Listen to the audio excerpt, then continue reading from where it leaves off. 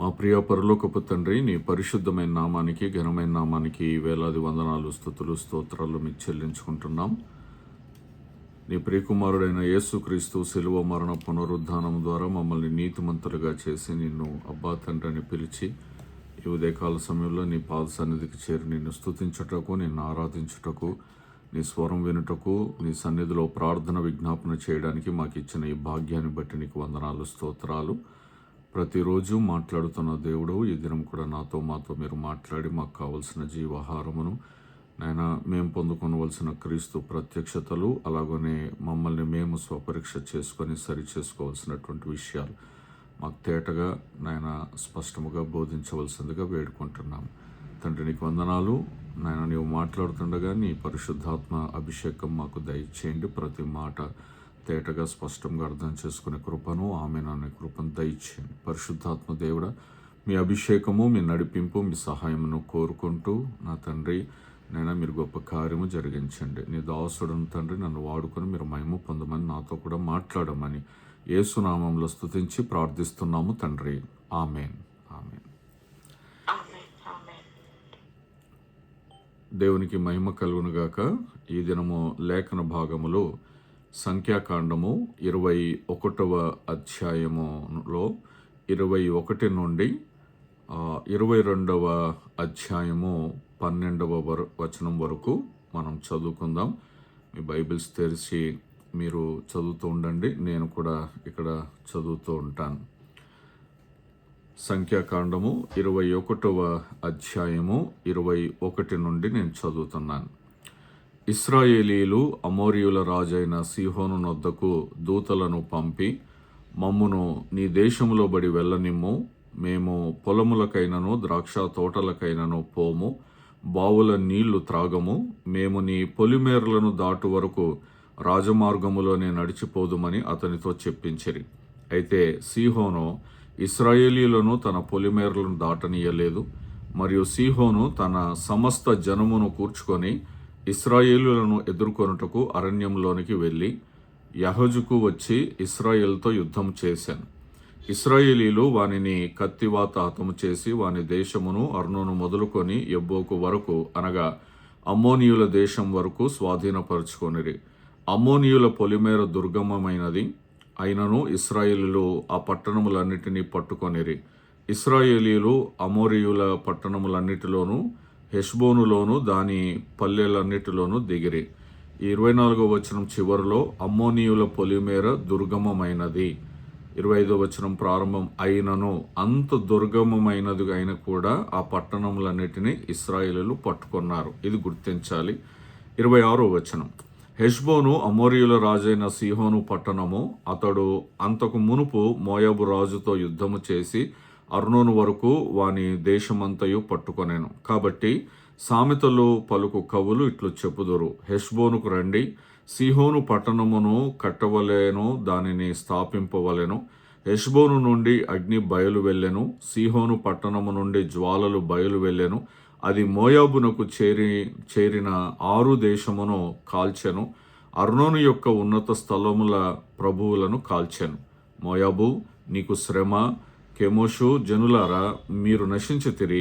తప్పించుకొనిన తన కుమారులను తన కుమార్తెలను అతడు అమోరీయుల రాజైన సీహోనుకు చెరగా ఇచ్చాను. వాటి మీద గురిపెట్టి కొట్టితిమి. దీబోను వరకు హెష్బోను నశించెను, నోఫహు వరకు దాన్ని పాడు చేసితిమి. అగ్ని వలన మేదెబా వరకు పాడు చేసితిమి. అట్లు ఇశ్రాయేలీయులు అమోరీయుల దేశములో దిగిరి. మరియు యాజెరు దేశమును సంచరించి చూచుటకై మోషే మనుష్యులను పంపగా, వారు దాని గ్రామములను వశము చేసుకొని అక్కడనున్న అమోరీయులను తోలివేసిరి.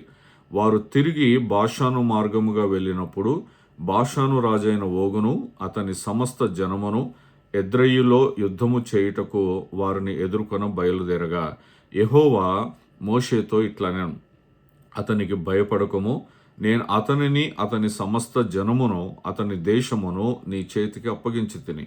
నీవు హెష్బోనులో నివసించిన అమోరీయుల రాజైన సీహోనుకు చేసినట్లు ఇతనికి నీ చేయుదు. కాబట్టి వారు అతనిని అతని కుమారులను అతనికి ఒక్కడనేనను శేషించకుండా అతని సమస్త జనమును హతము చేసి అతని దేశమును స్వాధీనపరుచుకొనిరి. రెండవ లేఖన భాగము ఈ 22వ అధ్యాయం, సంఖ్యాకాండం 22వ అధ్యాయము 1 నుండి 12 వచనాలు. తరువాత ఇశ్రాయేలీలు సాగి ఎరికోకు ఎదురుగా యోర్దాను తీరముననున్న మోయాబు మైదానములలో దిగిరి. సిప్పోరు కుమారుడైన బాలాకు ఇశ్రాయేలీయులు అమోరీయులకు చేసినదంతయు చూచెను.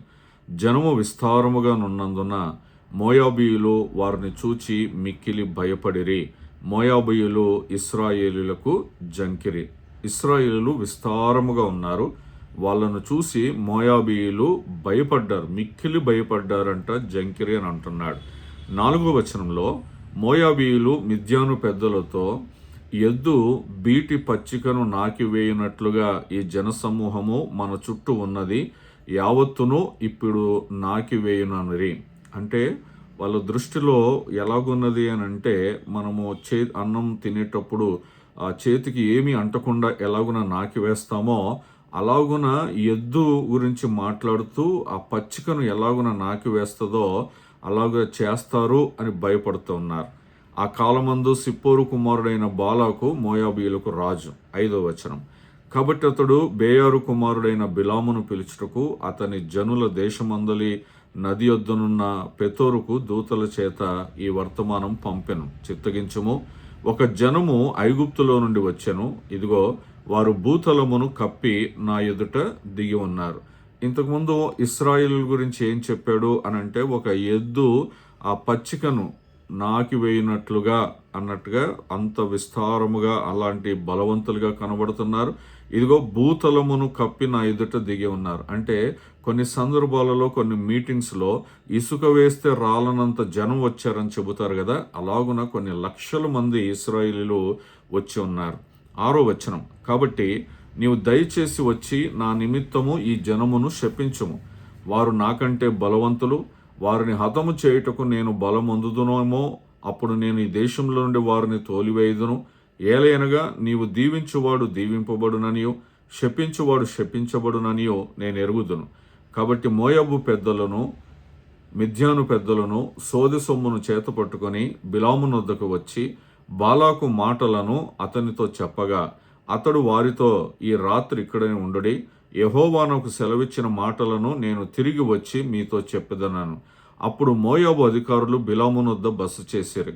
దేవుడు బిలామునొద్దకు వచ్చి, నీ యొద్దనున్న ఈ మనుష్యులు ఎవరని అడుగగా, బిలాము దేవునితో ఇట్లనెను, సిప్పోరు కుమారుడైన బాలాకను మోయాబు రాజు, చిత్తగించుము, ఒక జనము ఐగుప్తు నుండి బయలుదేరి వచ్చెను, వారు భూతలమును కప్పుచున్నారు. నీవు ఇప్పుడే వచ్చి నా నిమిత్తం వారిని శపింపుము, నేను వారితో యుద్ధము చేసి వారిని తోయిలువేయుదునేమో అని వీరి చేత నాకు వర్తమానం పంపెను. అందుకు దేవుడు, నీవు వారితో వెళ్ళకూడదు, ఆ ప్రజలను శపింపకూడదు, వారు ఆశీర్వదింపబడిన వారు అని బిలాముతో చెప్పాను. ఇది సంఖ్యాకాండంలో మనం చదువుకున్నటువంటి మొదటి భాగము. రెండవది క్రొత్త నిబంధనలో యోహాను సువార్త 2వ అధ్యాయము 1 నుండి 5 వచనాలు.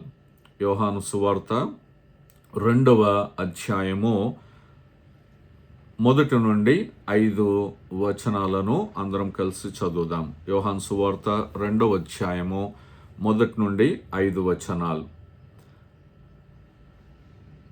3వ దినమున గలిలయలోని కానాను ఊరిలో ఒక వివాహము జరిగెను. యేసు తల్లి అక్కడ ఉండెను. యేసును ఆయన శిష్యులను ఆ వివాహమునకు పిలువబడిరి. ద్రాక్షారసం అయిపోయినప్పుడు యేసు తల్లి వారికి ద్రాక్షారసము లేదని ఆయనతో చెప్పగా, యేసు ఆమెతో, అమ్మా, నాతో నీకేమి పని? నా సమయం ఇంకనూ రాలేదనెను. ఆయన తల్లి పరిచారకులను చూచి, ఆయన మీతో చెప్పునది చేయుడనెను.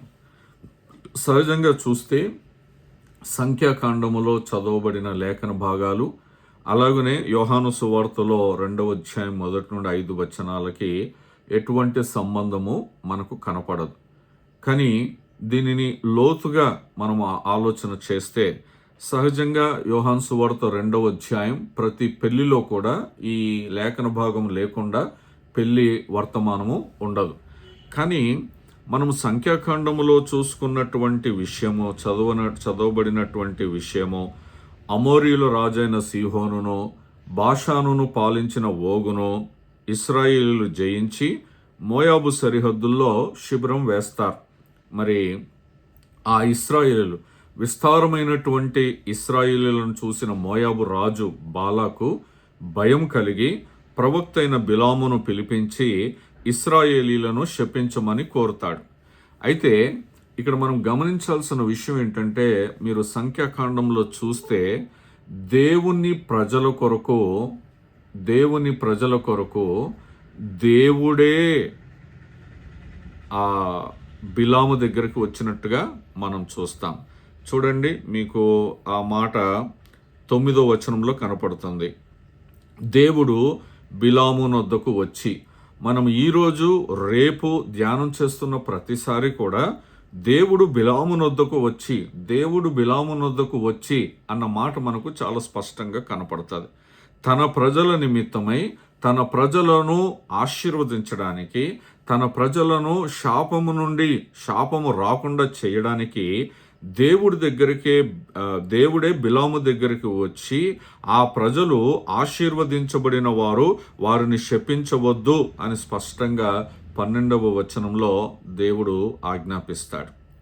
ఇక్కడ మనము ఈ సంఖ్యాకాండము, అలాగనే యోహాను సువార్త 2వ అధ్యాయం 1 నుండి 5 వచనాలు ఏమిటివి, ఈ రెండిటికి సంబంధము అని మనం ఆలోచన చేస్తే, కానా వివాహంలో ద్రాక్షారసం అయిపోయినప్పుడు మరియా యేసుతో వారికి ద్రాక్షారసము లేదని చెప్తుంది.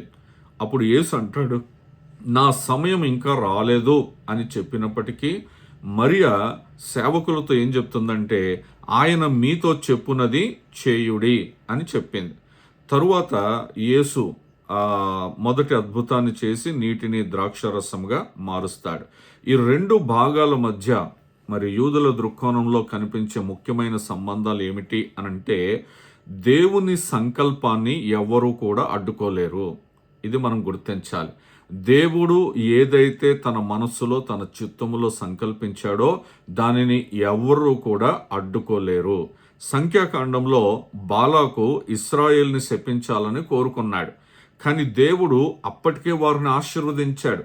వారి ఆశీర్వాదము ఎప్పుడో సంవత్సరాల క్రితమే వారికి ఉంది ఆశీర్వాదం. కానీ ఆ ఆశీర్వాదాన్ని వాళ్ళు గుర్తించట్లేదు. ఆ ఆశీర్వాదాన్ని వాళ్ళు స్పష్టంగా గుర్తించట్లేదు. అందువల్ల బిలాము దేవుని మాటకు విరుద్ధంగా మాట్లాడలేకపోయాడు. ఇశ్రాయేలు మీద దేవుని ఆశీర్వాదం ఎప్పుడుంది అంటే అబ్రహాముతో మాట్లాడినప్పుడే ఉంది. దేవుడు ఎప్పుడో ఆశీర్వాదకరముగా జనులను చేశాడు. ఈనాడు నీవు నేను ఆశీర్వదించబడిన వారం. కానీ మనం ప్రార్థనలో చేస్తే మనకు అది లేదు ఇది లేదు, మనము దేవుని కుమారులము రాజకుమారులము అని గుర్తించే పరిస్థితిలో మనం ఉండట్లేదు. ఇప్పుడు బిలాము దేవుని మాటకు విరుద్ధంగా మాట్లాడలేకపోయాడు. యోహాను సువార్తలో కూడా కానా వివాహంలో పరిస్థితి క్లిష్టంగా కనిపించింది. యూదుల వివాహాలలో ద్రాక్షారసం అయిపోయింది అనంటే చాలా అవమానకరం. అది చాలా అవమానకరం. యూదులకి ద్రాక్షారసానికి వివాహంలో చాలా అత్యున్నతమైనటువంటి విలువ ఉంటుంది దానికి. అయితే దేవుడు నిర్ణయించిన సమయంలో ఆయన మహిమ ప్రత్యక్షమైంది. యూదుల ఆలోచనలో దేవుని ఆశీర్వాదాన్ని మానవ ప్రయత్నము రద్దు చెయ్యలేదు కూడా. ఇక్కడ దేవుని వాక్యానికి లోబడుట ఆశీర్వాదానికి మార్గం. ఇంకొకలాగా చెబుతాను, దేవుని వాక్యానికి లోబడుట అనే మాట ఇంతకుముందు ఉపయోగించాను. దేవుని వాక్యానికి లోబడుటే ఆశీర్వాదానికి మార్గం. చాలాసార్లు సేవకులు ఏదన్నా చెబితే వాళ్ళు వినరు. వాళ్ళ ఆలోచనలు వేరుగా ఉంటాయి, వాళ్ళ ఉద్దేశాలు వేరుగా ఉంటాయి. వాళ్ళు మానవ బుద్ధితో, శరీర సంబంధమైన బుద్ధితో వారు ఆలోచన చేస్తారు. సేవకులు దైవికమైన ఆలోచనలు కలిగి ఉంటారు. వాక్యానుసారంగా ఏం చేస్తే బాగుంటుందో అది ఆలోచన చేసి చెబుతారు. కానీ వారు ఇటు దేవుని వాక్యానికి లోబడరు చాలామంది, ఇటు సేవకుని మాటకు కూడా లోబడరు. సంఘములో ఈ రెండిటికి సంబంధించిన వాళ్ళు ఉంటారు. ఈ రెండు కోవలకు సంబంధించిన వారు. ఒకరు సేవకుని మాట, దేవుని మాట విని ఆశీర్వదించబడిన వారు ఉంటారు. కొంతమంది సేవకుని మాట లోబడక, దేవుని మాటకు లోబడక అలాగునే ఉండిపోతూ ఉంటారు. మా పరిస్థితులు ఇలాగున్నాయి, మా పరిస్థితులు ఇంతే అన్నట్టుగానే ఉంటారు. కానీ సేవకుని మాట మాత్రము వినరు. బిలాము చివరికి దేవుడు చెప్పిందే పలకాల్సి వచ్చింది. తాను ఏదో ఆశించి వాళ్ళను మాటి మాటికి వస్తూ ఉంటే, మొదటిసారి వచ్చారు, ఆ సోది సొమ్ము తీసుకొని వచ్చారు, కానుకలు తీసుకొని వచ్చారు, మా రాజు ఇలా పంపించాడు, శపించమన్నాడు అని అంటే, మీరు ఈ రాత్రి బస చేయండి, నేను దేవుణ్ణి కనుక్కొని చెప్తాను, అది బాగానే ఉంది. కానీ తర్వాత మాటి మాటికి వస్తూ ఉంటే బిలాము ఏం చెప్పాలి? ఒకసారి దేవుడు చెప్పాడు, ఇక దానికి తిరుగుండదు, ఆ ఆలోచన, దేవుడి ఆలోచన రద్దు చేయజాలము అని చెప్పి పంపించాలి. కానీ అలాగున చేయలేకపోయాడు. ఏదేమైనప్పటికీ దేవుడు ఏది చెప్పాలనుకున్నాడో, చెప్పించాలనుకున్నాడో బిలాము నోటి నుండి అదే మాటలు వచ్చింది. ఇప్పుడు యోహాను సువార్తకు వస్తే, మరియు కూడా సేవకులకు తన అభిప్రాయాన్ని కాకుండా ఆయన చెప్పినది చేయుడి అని అంటుంది. యేసు ప్రభువుకి తల్లే అధికారం ఉంది, కానీ ఆయనను చూసిన విధానము, యేసు ప్రభుని చూసిన విధానము మనము కూడా చూడాలి, మనము కూడా అది ఫాలో అవ్వాలి. వచ్చింది అక్కడ గలిబిలి అవుతుంది, ఆ పెళ్ళి గృహంలో మరి అలజడి, ఎందుకంటే ద్రాక్షారసం అయిపోవడం అవమానకరం. వాళ్ళ పరిస్థితిని చూసి మరి ఇక్కడ ద్రాక్షారసం అయిపోయింది అని చెబితే యేసు ప్రభు అన్నాడు, నా సమయం ఇంకా రాలేదు. అప్పుడు మరి అంటుంది, ఆయన చెప్పినట్లు చేయండి. యూదుల సంప్రదాయంలో క్షమ, ఇంతకుముందు మీకు చెప్పాను, క్షమ అంటే విని విధేయత చూపించుట. ఇది చాలా ప్రాముఖ్యమైన విషయం. మరియా తన సొంత అభిప్రాయాన్ని చెప్పలేదు. ఏం చెప్పింది? యేసు ప్రభు చెప్పిన మాట వినండి. ఇప్పుడు బిలాము కూడా తన సొంత అభిప్రాయాన్ని ప్రకటించలేకపోయాడు. లోపల ఆశ ఉంది, కానీ దేవుడు చెప్పిందే అక్కడ చెప్పాల్సినటువంటి పరిస్థితి. భయము మరియు విశ్వాసం మధ్య వ్యత్యాసం ఉంటుంది. సంఖ్యాకాండంలో మోయాబు రాజు అయినటువంటి బాలాకు విస్తారమైన ఇశ్రాయేలు ప్రజలను చూసి భయపడ్డాడు. ఆ భయము అతన్ని ఏం చేసిందంటే దేవునికి విరుద్ధమైన మార్గంలో నడిపించింది. ఈ మాటను మనం చాలా స్పష్టంగా గమనించాలి.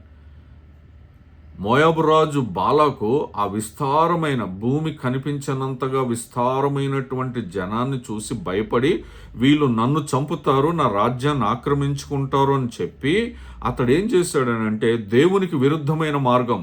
ఇశ్రాయేలుని దేవుడు ఆశీర్వదించాడు, కనాను దేశానికి తన వాగ్దానం చొప్పున నడిపిస్తూ ఉంటే ఆ ఇశ్రాయేలుని నాశనం చేయాలన్న ఆలోచన ఇతనికి తన భయములో నుండి పుట్టింది. ఈరోజు మన పరిస్థితి కూడా చాలాసార్లు అలాగనే ఉంటుంది. మన భయములో నుండి దేవుని వాక్యానికి విరుద్ధమైనట్టుగా మనం విరుద్ధంగా ప్రవర్తిస్తాం. మన వాక్య మార్గంలో నడవకుండా లోక మార్గంలో నడుస్తాం. భయం మనల్ని అలాగున చేయిస్తుంది. దేవునికి వ్యతిరేకమైన కార్యాలు, దేవుని ప్రజలకు వ్యతిరేకమైన కార్యాలు, దేవుని సంఘానికి వ్యతిరేకమైన కార్యాలు, దేవుని సేవకులకు వ్యతిరేకమైన కార్యాలు, ఇవన్నీ భయములో నుండే. యోహాను సువార్తలో మరియా అక్కడున్న సమస్యను చూసింది, కానీ భయపడలేదు. ఏం చేసింది? యేసు ప్రభు మీద విశ్వాసం ఉంచి ఆయన చెప్పినట్టు మీరు చేయండి అని అన్నది. అంతే, మీరు ఆయన చెప్పినట్టు చేస్తే చాలు, సమస్య తీరిపోతుంది. కానీ మనం ఏం చేస్తామనంటే మనం మానవ బుద్ధిని అందులో చొప్పిస్తాం. మనల్ని మనం హైలైట్ చేసుకోవడానికి, మనల్ని మనం హెచ్చించుకోవడానికి, సేవకుడు చెప్పినా దేవుడు చెప్పినా అందులో మన ఆలోచనలను జొప్పించి దేవునికి వ్యతిరేకంగా మనం చేస్తాం. తల్లే అధికారం ఉంది, కానీ యేసు ప్రభుని శాసించలేదు, యేసు ప్రభు మీద ఒత్తిడి తీసుకురాలేదు, విశ్వాసం ఉంచింది. బాలాకు భయపడ్డాడు, మరియా విశ్వసించింది. మరియా ఇప్పుడే కాదు, ఆమె పరిశుద్ధాత్మ ద్వారా గర్భవతి అయినప్పుడు కూడా ఆమె భయపడలేదు, విశ్వసించింది. సృష్టికర్తని లోకానికి తీసుకొచ్చి ఒక గొప్ప పాత్రగా వాడబడింది. యూదుల దృక్కోణంలో భయము మనిషిని దేవుని సంకల్పానికి వ్యతిరేకంగా నడిపిస్తే, విశ్వాసము దేవుని కార్యాన్ని అనుభవించేలాగా చేస్తుంది. మనం దేవుని కార్యాన్ని చూసేలాగా చేస్తుంది మనలో ఉన్న విశ్వాసం. 4వ విషయము, దేవుని ప్రజలు ఆశీర్వాదానికి పాత్రులు. ఆశీర్వాదానికి పాత్రులు, తరువాత ఇతరులకి ఆశీర్వాదానికి కారకులు. ఈ సంగతి మనం గుర్తుపెట్టుకోవాలి. సంఖ్యాకాండంలో దేవుడు అంటున్నాడు, దేవుడు ఇశ్రాయేల్ని ఆశీర్వదించబడిన ప్రజలుగా ప్రకటించాడు. యోహాను సువార్తలో యేసు చేసినటువంటి మొదటి సూచక్రియ దేవుని సమృద్ధి, ఆనందము, ఆశీర్వాదం ప్రకటిస్తుంది. సమృద్ధిగా ఇంక ఎంత తాగినా ఎంతమంది వచ్చినా మిగిలేంతగా దేవుడు చేశాడు. ద్రాక్షారసం అనేది ఆనందానికి సాదృశ్యం. అదే సమయంలో ఆశీర్వాదాన్ని కూడా ప్రకటిస్తుంది. సమృద్ధి, ఆనందము, ఆశీర్వాదం. యూదుల వివాహాల్లో సమృద్ధిగా ద్రాక్షారసం ఉండటం అనంటే అది దేవుని కృపకు చిహ్నంగా భావించబడుతుంది. అందుకే ద్రాక్షారసం అయిపోతే వాళ్ళకు తల కొట్టేసినట్టుగా అవమానముగా ఉంటుంది. కానీ ఎంత సమృద్ధి ఉంటే అంత వాళ్ళు కృపకి పాత్రులని వాళ్ళు ఆలోచన చేస్తారు. ఇప్పుడు తెలంగాణలో కొన్ని ఊర్లలో పాడుబడినటువంటి పశువుల కొట్టాలు, పాడుబడినటువంటి ఇల్లులు ఇవన్నీ చూస్తే వాళ్ళు ఏమంటారంటే ఈ ఇంట్లో యేసు లేడు అని అంటారు. యేసు ఎక్కడ ఉంటే అక్కడ ఆశీర్వాదం. సో యేసును కలిగి ఉండడం అంటే ఆశీర్వాదం అంటే ఎలాగంటే యేసు మాటకు విధేయత చూపిస్తే ఆశీర్వాదం. ఇది మనం గుర్తించాలి. ఐదవది, దేవుని మహిమ మనము కోరుకున్నప్పుడు ప్రత్యక్షం అవ్వదు. దేవుని మహిమ ఆయన టైమింగ్లో, ఆయన సరైన టైమింగ్లో ప్రత్యక్షం అవుతుంది. నాకు కోరుకున్నప్పుడల్లా, ఇప్పుడు చూడండి మన ఇంట్లో టీవీలు ఉంటాయి, రిమోట్ ఉంటుంది. నేను కోరుకున్న ఛానల్ని నేను పెట్టుకుంటాను, నా ఇష్టం వచ్చినప్పుడు నేను పెట్టుకుంటాను. అలాగున దేవుని మహిమ నువ్వు ఎప్పుడు కోరుకుంటే అప్పుడు ప్రత్యక్షం అవ్వదు. ఆయన టైమింగ్ అనేది ఉంటుంది. బిలాము సంఘటనలో దేవుడు సరైన సమయంలో తన చిత్తాన్ని ప్రకటిస్తాడు. వీళ్ళు ఆశీర్వదించబడిన ప్రజలు, వీరిని శపించకూడదు. యోహాను సువార్తలో కానా వివాహంలో కూడా యేసు సమయం గురించి మాట్లాడినప్పటికీ చివరికి 2వ అధ్యాయం 11వ వచనంలో ఆయన మహిమ అక్కడ ప్రత్యక్షమవుతుంది. మనము లేఖనాలు చదువుతున్నప్పుడు 2, 3, 4, 5, 6, 10, 11 ఇలా చదువుతాం. కానీ ఆ వివాహము ఆ ఒక్కరోజు కొన్ని గంటల్లో మనలాగా జరిగిపోయేది కాదు. యూదుల వివాహాలు చాలా రోజులు జరుగుతాయి. కాబట్టి ఆయన మహిమ టైమింగ్, యేసు దగ్గరకు వచ్చి మరి ద్రాక్షారసం అయిపోయిందంటే నా సమయం ఇంకా రాలేదు అనగానే యేసు ప్రభు శిష్యులని ఈ బాణల్ని నీళ్ళతో నింపండి అని చెప్పినట్టుగా మనకి ఏ టైంలో జరిగిందో, ఎన్ని గంటలకు జరిగిందో మనకు తెలియదు, కానీ క్లుప్తంగా అక్కడ వివరించడం జరిగింది. ఆయన టైమింగ్ వరకు మనం ఆగాలి. ఆ టైమింగ్ వరకు మనం ఆగకపోతే, నేను చాలాసార్లు చెప్తూ ఉంటాను, దేవుని చేతిలో నుండి మనం ఏది కూడా లాక్కోకూడదు.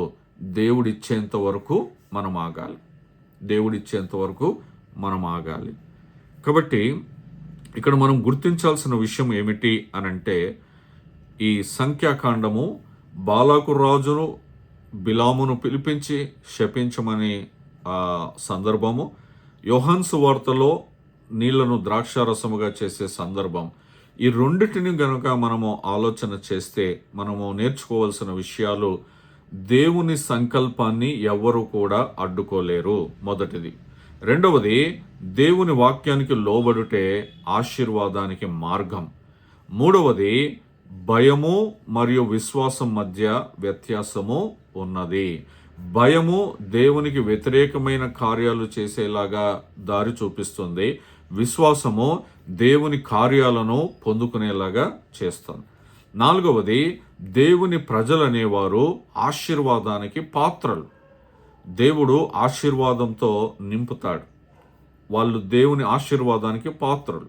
ఐదవది, దేవుని మహిమ సరైన సమయంలో ప్రత్యక్షమవుతుంది. నీవు నేను కోరుకున్న సమయంలో కాదు. నిజమే, మన పరిస్థితులు కష్టంగానే ఉండొచ్చు, క్లిష్టంగానే ఉండొచ్చు, ఎటో పాలుపోలు పరిస్థితుల్లో ఉండొచ్చు.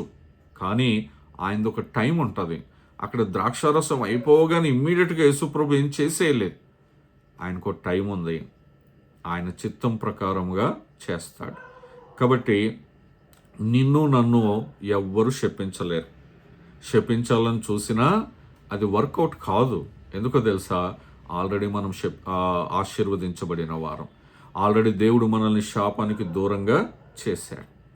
ఈరోజు దేవుడు నేర్పిస్తున్న మాట ఏమిటి అని అంటే, నీ పరిస్థితి, నా పరిస్థితి, మనం ఏమై ఉన్నామో గుర్తెరగాలి, మనం ఎవరిని సేవిస్తున్నామో గుర్తెరగాలి. ఈ రెండు విషయాలు ప్రతి విశ్వాస జీవితంలో చాలా అవసరం. నేను ఏమై ఉన్నాను? నేను ఆశీర్వదించబడి ఉన్నాను. ఆశీర్వాదం అంటే మంచి మంచి ఇల్లులు, మంచి మంచి వాహనాలు, బంగారము, డబ్బు, ఆస్తులు, ఇది కాదు. ఆశీర్వాదం అంటే రక్షణ. ఆ రక్షణ కలిగి ఉన్నాం కాబట్టి మనం దేవుణ్ణి స్తుతించాలి. మనం ఏ దేవుణ్ణి స్తుతిస్తున్నాము అని అంటే, మన పాపములను తీసివేసి తన సొత్తుగా చేసుకొని మనకు పరలోక రాజ్యమునిచ్చినటువంటి ప్రభుని మనం స్తుతిస్తా ఉన్నాం. ఇది మనం గుర్తించాలి. దేవుని వాక్యానికి విధేయత అద్భుతాలకి దారి చూపిస్తాం. మన సంఘంలోనే నేను కొంతమందిని ఎరుగుదును, వాళ్ళని బట్టి నేను సాక్ష్యం కూడా ఇస్తాను. నా మాట విని వాళ్ళు ఈనాడు ఎంతో ఆశీర్వాదకరంగా ఉన్నారు. ఇప్పటికీ కొంతమందికి నేను మాటలు చెబుతుంటే వాళ్ళు సొంత ఆలోచనలతోనే వెళ్తూ ఉంటారు. అవి చిన్న విషయాలు కావచ్చు, పెద్ద విషయాలు కావచ్చు, కానీ మాటకు లోబడని పరిస్థితుల్లో చాలామంది ఉన్నారు విశ్వాసులు. అలాగున నష్టంలోనికి వెళ్ళిన వారు కూడా ఉన్నారు. మాట వినుట ఆశీర్వాదం. చాలాసార్లు మీకు చెప్తాను, బైబిల్ సారాంశం అంతా కూడా బైబిల్ని ఫిల్టర్ చేస్తే, అయ్యో ఇశ్రాయేలు, నువ్వు నా మాట విని ఎడల ఎంత మేలు. అటు బిలాము మాట వినాల్సిందే, ఇటు యేసు ప్రభు శిష్యులు, లేకపోతే యేసు ప్రభు మరియ కూడా, యేసు ప్రభు తల్లి మరియ కూడా యేసు ప్రభు మాట వినాల్సిందే. భయము దేవుని చిత్తానికి వ్యతిరేకంగా నడిపిస్తుందని, విశ్వాసం దేవుని మహిమ చూపిస్తుందని, దేవుని సమయం వచ్చినప్పుడు ఆయన మహిమ తప్పకుండా ప్రత్యక్షమవుతుందని, అలాగనే దేవుని ప్రజలపై ఉన్న ఆయన కృప మానవ శక్తిని మార్చలేదు. ఇది మనం గుర్తించాలి. మరి ముగింపులో సంఖ్యాకాండంలో దేవుడు ఇశ్రాయేలుపై తన ఆశీర్వాదాన్ని కాపాడినట్లే యేసు ప్రభు తన మొదటి అద్భుతం ద్వారా దేవుని కృప, ఆయన సమృద్ధిని వెల్లడించాడు. కాబట్టి ఆయన చెప్పిన మాటకు విధేయత చూపిస్తే, మనం మాటి మాటికి దేవుని దగ్గరికి వెళ్ళి, ఒకసారి ఆయన చెప్పిన తర్వాత కూడా మాటి మాటికి వెళ్ళి ఏం చేయమంటావు అని అంటే అది మనకి మంచిది కాదు. నువ్వు మాటి మాటికి వెళ్ళి నువ్వు దేవుని ఆలోచనలను ఏమీ మార్చలేవు. ఒకవేళ నువ్వు మార్చాలని ప్రయత్నం చేస్తే అది ఆశీర్వాదానికి గురి కాదు, అది నాశనానికే గురవుతుంది. ఈరోజు సంఖ్యాకాండము అలాగనే యోహాను సువార్తలో ఈ రెండు భాగాలను కలిపి చూస్తే మనం గుర్తించాల్సిన విషయం, ఆయన ఆశీర్వదిస్తే ఎవరు శపించలేరు, ఆయన హెచ్చిస్తే ఎవరు తగ్గించలేరు, ఆయన తగ్గిస్తే ఎవరు కూడా హెచ్చించలేరు. దేవుని వాక్యానికి విధేయత చూపించాలి. భయం కాదు, భయం ఉండాల్సిన భయము వేరు, ఉండకూడని భయము కూడా వేరు. ఈ రెండు రకాల భయాలు ఉంటాయి. అయితే ఈరోజు నీ విశ్వాసం గురించి దేవుడు మాట్లాడుతూ ఉన్నాడు. నీ విశ్వాసాన్ని చూపించు, నువ్వు విశ్వాసము కలిగి ఉండు. ఆయన టైమింగ్కి మనం లోబడదాం. ఆశీర్వాదము పొందుకున్న ప్రజలముగానే ఉందాము, కానీ మన దగ్గర ఉండే ఆశీర్వాదము పోయేలాగా ఆ ప్రజగా మనం ఉండకూడదు. అటువంటి కృప దేవుడు మనకు దయచేయునుగాక. ఆమేన్.